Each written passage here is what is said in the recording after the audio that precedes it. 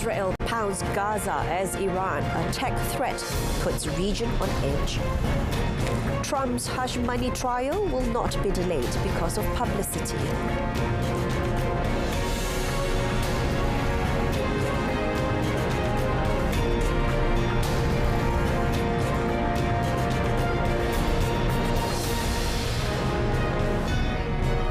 Good afternoon and Salam Malaysia Madani. You're watching World Today with me, Renee Fong. Thailand's Foreign Minister Parnpree Bahiddha-Nukara warned that his country would not tolerate any violation of its sovereignty during a visit to the border with Myanmar following days of clashes that have dislodged junta troops from their positions in the neighbouring country. Fighting between Myanmar's military and ethnic armed groups has rocked the border town of Myawaddy this week, sending people fleeing into Thailand from where the boom of artillery shells and gunfire could be heard. The conflict in Myanmar, sparked by the military's 2021 coup, regularly sends people rushing across the two countries' shared 2,400-kilometre border. The conflict in Myanmar has provoked a Thai response before, with the kingdom scrambling jet fighters in 2022 after junta planes breached the border during operations against anti-coup fighters. Junta spokesman Zhao Min-tun confirmed to local media late yesterday that junta soldiers had to withdraw from their base in Myawaddy, saying it was for their family's safety. He said that the junta and Thai authorities were in discussion over the soldiers but did not give any details about how many were involved. During his one-day visit, Parnpree also viewed preparations for a further influx of people fleeing Myanmar.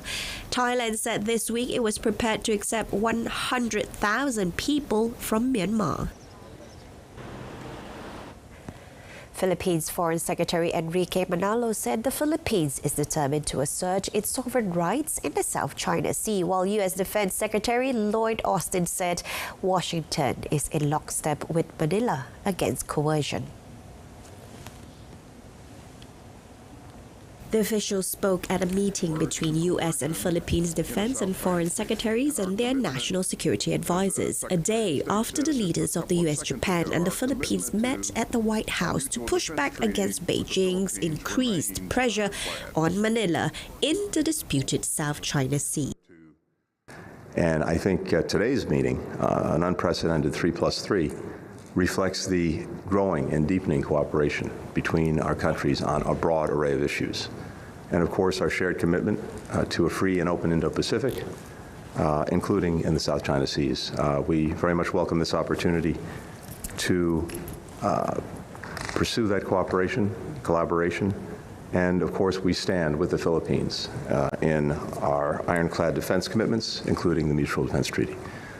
The security meeting comes hours after China summoned Japanese and Philippine diplomats to express dissatisfaction over negative comments about it aired during the summit. Assert our sovereign rights. Intense Israeli fire was recently reported in central Gaza as regional tensions escalated following Iran's threat of reprisals over a strike in Syria earlier this month that resulted in 2 deaths of 2 Iranian generals.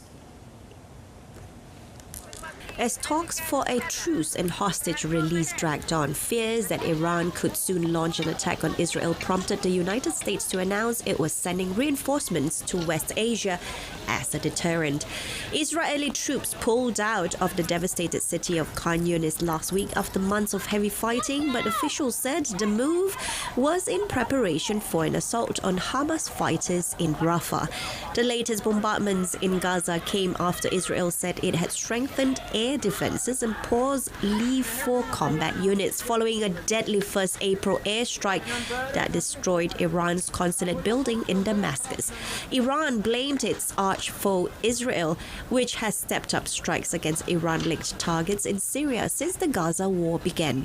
The White House said that the threat from Iran remained real. Washington, which has had no diplomatic relations with Tehran since the aftermath of the 1979 Islamic Revolution, also asked its allies to use their influence with Iran to urge restraint. Meanwhile, after calls with his Australian, British and German counterparts Thursday, Foreign Minister Hossein Amir Abdullahian said Iran does not seek to expand the scope of the war, but added that it felt it had no choice but to respond to a deadly attack on its diplomatic mission after the UN Security Council failed to take action. On another note, new Prime Minister Simon Harris said Ireland is close to formally recognising a Palestinian state and would like to do so in concert with Spain and other like-minded countries after meeting his Spanish counterpart. Spain and Ireland, long champions of Palestinian rights, last month announced alongside Malta and Slovenia that they would jointly work toward the recognition of a Palestinian state. The efforts came as a mounting death toll in Gaza from Israel's offensive to root out Hamas prompts calls globally for a ceasefire and lasting solution for peace in the region. Speaking after a meeting with Sanchez, the first premier to visit Dublin since Harris became Prime Minister this week, Harris said that their assessment showed that point is coming much closer and both nations would like to move together in doing so. The people of Palestine have long sought the dignity of their own country and sovereignty, a home that, like Ireland and Spain, can take its place amongst the nations of the earth. When we move forward, we would like to do so with as many others as possible to lend weight to the decision and to send the strongest message. The people of Israel deserve a secure and peaceful future. So do the people of Palestine. Equal sovereignty, equal respect in a region where people of all faiths and all traditions live together in peace.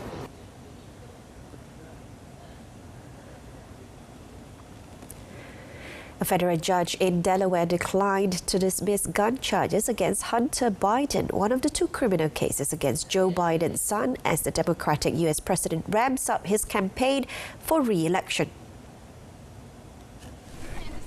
United States District Judge Marilyn Noreika in Wilmington ruled against Hunter Biden's request to dismiss 2 counts of lying about his use of illegal narcotics when he purchased a Colt Cobra handgun in 2018 and a 3rd count of illegally possessing that weapon. The ruling clears the way for a trial on the gun charges tentatively scheduled to start on 3rd June in Wilmington. Hunter Biden has pleaded not guilty. Special Counsel David Weiss brought the gun charges in September when Hunter Biden became the first child of a sitting president to be indicted. He faces more than 20 years in prison if convicted on the gun charges. Hunter Biden's attorney had argued the gun charges should be dismissed for a variety of reasons, including that the law under which Hunter Biden was charged was likely unconstitutional after the U.S. Supreme Court expanded gun rights in a 2022 ruling that set a tough new test to determine the legality of firearms restriction.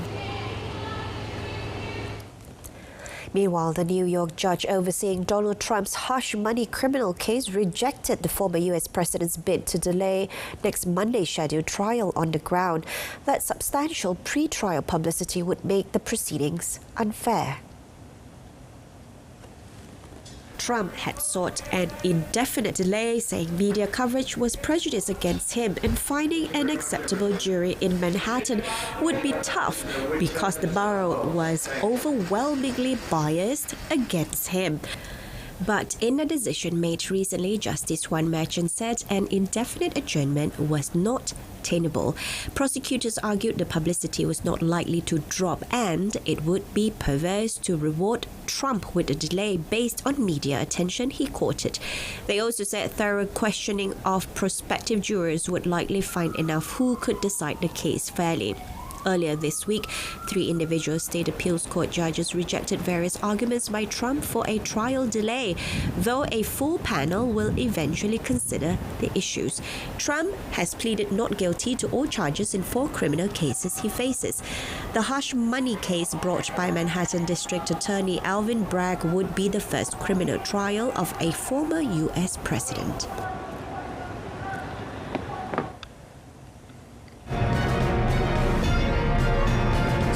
To come, Sudanese refugees could head to Europe if aid not provided.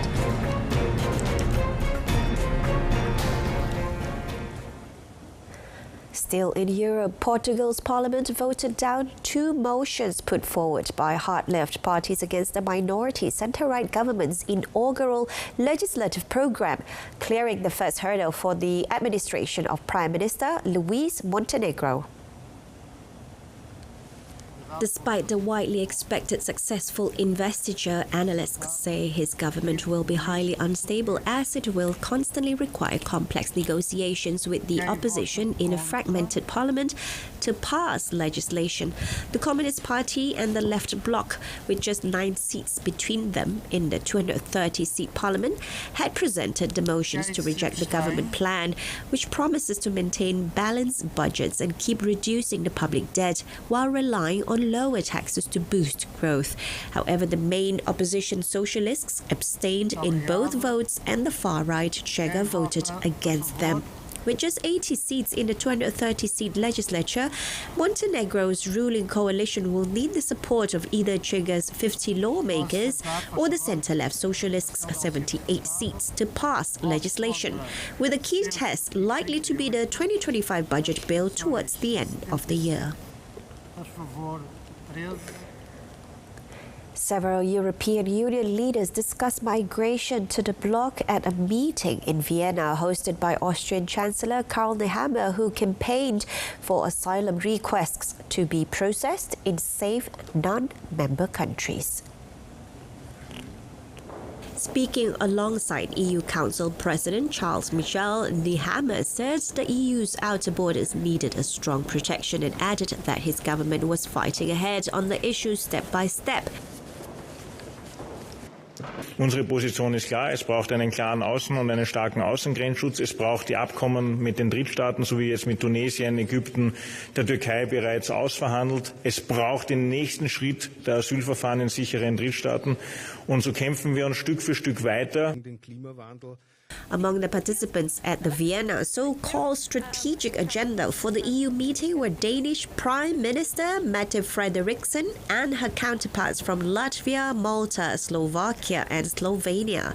Cypriot President Nikos Christodoulidis also attended the meeting. European lawmakers on Wednesday approved a revamped migration system that the pro-EU political centre promises would reduce irregular arrivals as it seeks to stem gains by the far right ahead of the bloc's parliamentary election in June. The United Nations refugee chief said that Sudanese refugees could be making their way to Europe if humanitarian aid was not adequately provided to the people of the war-torn country. War erupted in Sudan on 15 April 2023 between the Sudanese army and paramilitary Rapid Support Forces RSF, devastating the country's infrastructure, prompting warnings of famine and displacing millions of people inside and outside the country. Thousands of civilians have been killed, although death toll estimates are highly uncertain and both sides have been accused of committing war crimes. Filippo Grandi, the United Nations High Commissioner for Refugees, UNHCR, said the humanitarian crisis in Sudan could prompt desperate Sudanese to flee beyond neighboring countries, where nearly 2 million people have already sought shelter. Arrivals of refugees and other migrants, particularly those who reach countries by irregular means, is a significant and divisive political issue in a number of European nations. Statistics published by UNHCR shows increased movements of Sudanese refugees to Europe, with 6,000 arriving in Italy from Tunisia and Libya since the beginning of 2023. WHO spokesperson Christian Lindmeier meanwhile said the crisis in Sudan will worsen in the months to come if the fighting does not stop and unhindered access for the delivery of humanitarian aid is not secured.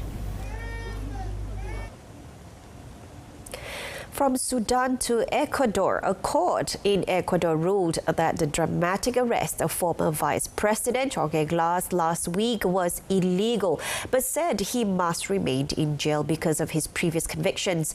A decision Glass's lawyer said his team would appeal.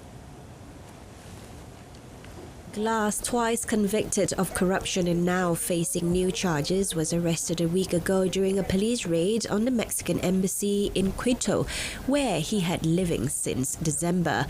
Glass's defense team had argued that the three-judge tribunal should declare his arrest at the embassy illegal and set him free, adding that the Ecuadorian government had violated his human rights and international law by authorizing security forces to enter a diplomatic mission. The court agreed that the arrest was illegal and arbitrary, said Judge Monica Heredia, but the court could not modify the prison sentence because of the existence of previous convictions. Glass has alleged that police beat him during his arrest, while the police have said that force was used gradually as the former vice president resisted. The government has said Glass was planning to flee, but has not provided details. Ecuador has argued that Mexico's decision to grant Glass asylum violates international law, which prohibits asylum for people facing criminal charges. Mexico has called on the United Nations to suspend Ecuador unless it apologizes for the embassy attack. Argentina's government is bullish that its measures to cool one of the world's highest inflation rates are working. Shoppers, however, aren't yet fully convinced. Official data recently showed that the South American nation is battling inflation that is running on an annual basis near 290%, and which clocked in at 11% for the month of March alone. That is, however, down from a peak of 25% in December when new Libertarian President Javier Milei took office and sharply devalued the peso currency. He has since spearheaded tough austerity and cost-cutting measures that have helped start to overturn a deep fiscal deficit, win over investors and temper prices. Meanwhile, poverty has risen and economic activity has stalled, adding to the hardship felt by millions amid a cost of living crisis. Prices of everything from food to healthcare have been sharply, even in dollar terms. Analysts and economists say core inflation has shown signs of easing, but 11% is still far higher than the price rise most countries see in the whole year. Presidential spokesman Manuel Adorni told Meanwhile reporters that the government would kill inflation, although it was hard to say how quickly.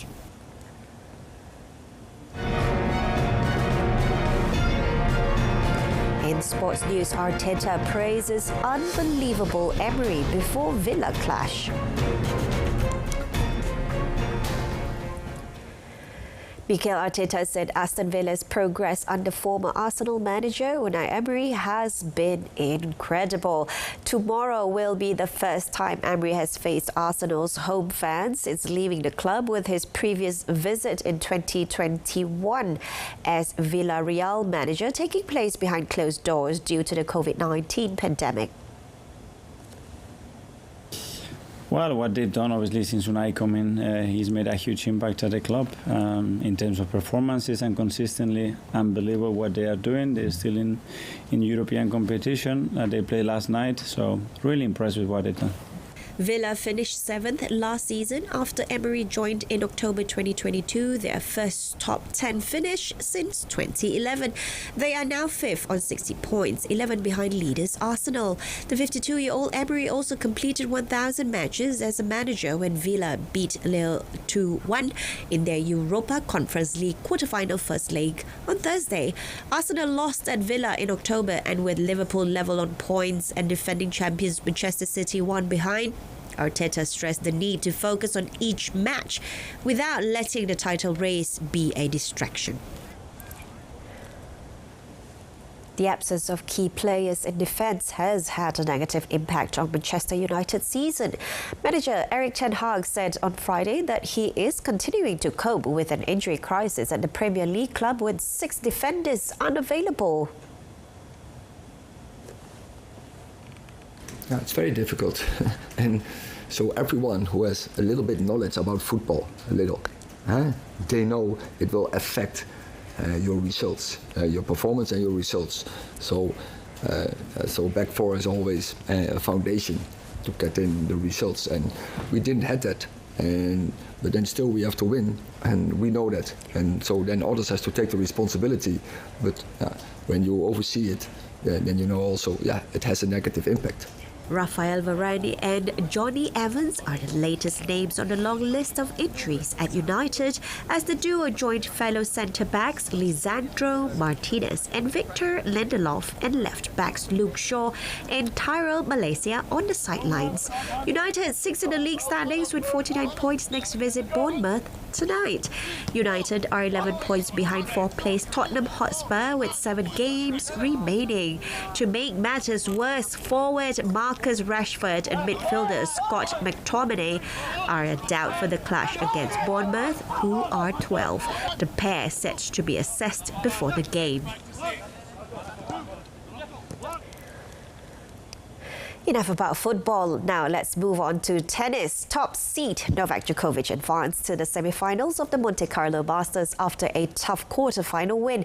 Djokovic faced a hard-fought battle against Australian 11th seed Alex de Minaur before finally securing a 7-5, 6-4 win over the Australian.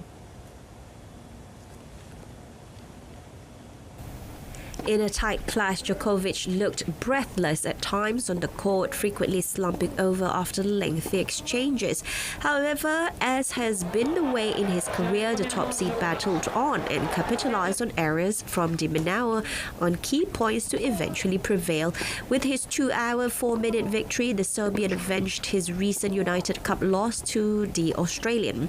This is the 36-year-old Serb's first semi-final here since 2015, making him the oldest semi-finalist in the tournament's history. Djokovic also surpassed Rafa Nadal to make a record 77 Masters 1000 semi-final appearances. The world number 1 will face Ruud in the semis after the Norwegian beat Frenchman Hugo Humbert 6-3, 4-6 and 6-1. More on tennis. Italy's world number 2, Jannik Sinner, meanwhile beat Holger Rune 6-4, 6-7 and 6-3 in the quarter-finals of the Monte Carlo Masters on Friday after his Danish opponent saved 2 match points. Rune beat Sinner in the semi-finals last year, but this time it was the second seed who prevailed as he reached a 5th semi-final in many tournaments this year. Rune had played 2 matches on Thursday, first finishing his rain-affected clash with Sumit Nagal before a 3.5-hour thriller with Grigor Dimitrov, where he saved 2 match points with both games going the distance. He looked far from fatigue as faced the Australian Open champion in bright sunshine, but the 20-year-old also took on the crowd who jeered and whistled at him, while he also argued with the chair umpire over a line call. Sinner took the first set and looked destined to seal a straight sets victory at 6-4 in the second set tiebreak, but Rune saved 2 match points once again, one with a superb cross-court forehead winner before levelling the tie. The final set went with serve until 4-3 when Sinner converted the decisive break point after Rune made a costly double fault, and the Italian held his nerve to serve out the contest.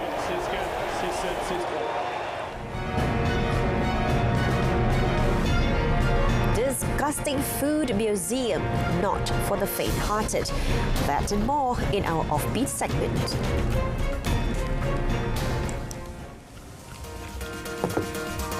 Thai locals and foreign tourists were splashed and sprayed with water in the streets of Bangkok as the Southeast Asian country kicked off its annual Songkran festival, ushering in the Thai New Year. What began as a tradition to sprinkle water on the hands of elders in a symbol of cleansing and reverence to mark the New Year has evolved into huge water fights that draw tourists from across the world. Celebrators, a considerable number drenched, stroll along the half-kilometre stretch of Bangkok's bustling tourist centre, Khao San Road. They joyously discharge water guns and dance to the tunes emanating from roadside establishments. Roads were lined with vendors selling water pistols. Businesses will put out buckets of icy water for refills, and no passers-by is safe. The Songkran holiday, marking the Thai New Year, will span 5 days from 12 to 16 April. The beloved festival was included in the representative list list of the Intangible Cultural Heritage of Humanity by UNESCO in December 2023.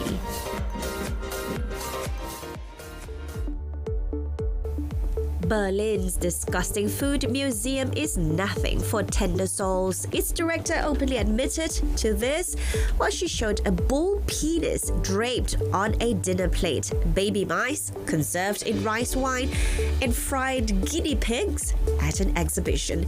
Director Alexandra Bernsteiner said the collection of 90 exhibits from around the world appears exotic to some and appetizing to others.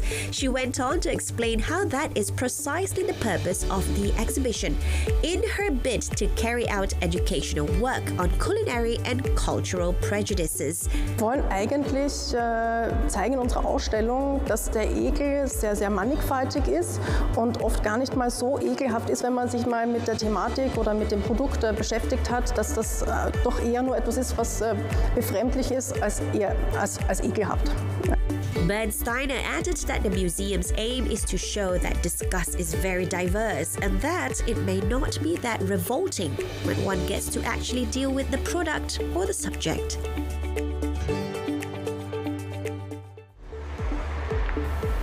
Paris's Notre Dame Cathedral is slowly regaining its iconic visage after nearly 5 years of reconstruction work following a massive fire that heavily damaged its roof and led its spire to crumble. On 15th April 2019, a major fire broke out in Notre Dame. The flames ravaged the monument's roof structure and then spread, destroying the spire and nave and transept roofs and their wooden frameworks. The scaffolding that has surrounded much of the cathedral's facade has started to be removed little by little, and a new spire is already visible as Paris is set to mark the 5th anniversary of the blaze on Monday, 15th April. Not part of the original design of the cathedral, which was built over nearly 200 years. Starting in the middle of the 12th century, the 96-meter-high spire was added during a 19th century restoration by architect Eugene Vallée-Leduc. Some 500 workers are present on the site every day, racing to rebuild the cathedral, Europe's most visited monument before the fire, which has dominated the Ile de la Sainte Island on the river Seine since the Middle Ages. French President Emmanuel Macron has said the restoration work is on schedule, with the cathedral slated to reopen to the public on 8th December 2024.